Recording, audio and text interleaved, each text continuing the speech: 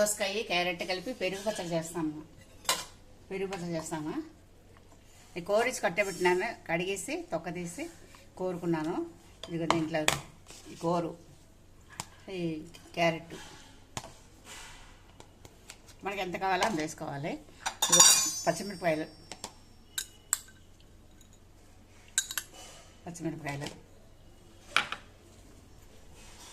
Salt, దానికి సరిపోయిన salt, spoon ఉండి అక్కర్లేదు, హాఫ్ స్పూన్ వేసాను. దీన్ని పోపు వేస్తాను.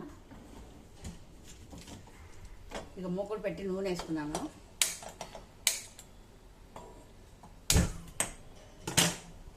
కొంచెం మినపప్పు, ఆవాలు, కొంచెం జీలకర్ర, ఒక మిరపకాయ పోపు వేస్తాను. పోపు వరకు కొంచెం